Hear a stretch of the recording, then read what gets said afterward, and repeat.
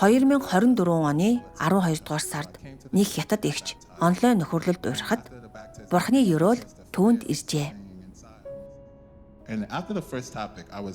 Эхний сэдвийн дараа миний сэтгэл бүрэн хөдөлсөн. Энэ үнэхээр өөр байсан, шин байсан. Би Бурхныг зүгээр л тэнгэр дээрээс биднийг харж байдаг, хизээж дэлхийг эргэж ирэхгүй гэж боддог байсан. Эзэн Есүсийн зургийг хараад би тэр яаж энд дахин ирэх юм бэ гэд энэ бүхний талаар тууралдаж байсан. Түүний сүнс хэрхэн бие махбодтой болдог. Библиэд хүний хүүгийн жинхэнэ утга зэргийг тэднийг ярихад энэ нь миний сонирхлыг үнэхээр их татсан. Би хөөх тэгэхээр Бурхан энд ирж чаддаг хэрэггүй. Тэр энд байж чадах уу гэхэд тэд тийм ээ гэсэн. Энэ нь намайг үргэлжлүүлэн суралцах хүсэлтэй болгосон.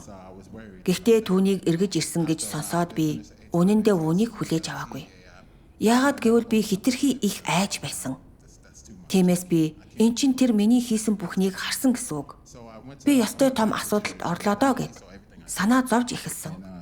Нэг өдөр би Бурхны үгийн нэг хэсгийг уншиж байлаа. Тэгэхэд би өөрөөсөө байнга асууж байсан. Би яагаад амьдралдаа энэ бүх бэрхшээл бүтлгүүтэлтэй тулгарсан юм бол? Хэрв Бурхан үнэхээр эргэж ирсэн бол би яагаад амьдралдаа ийм олон бэрхшээл үтсэн? Яагаад хүссэндээ хүрч чадаагүйг хэлж өгч чадах ёстой гэд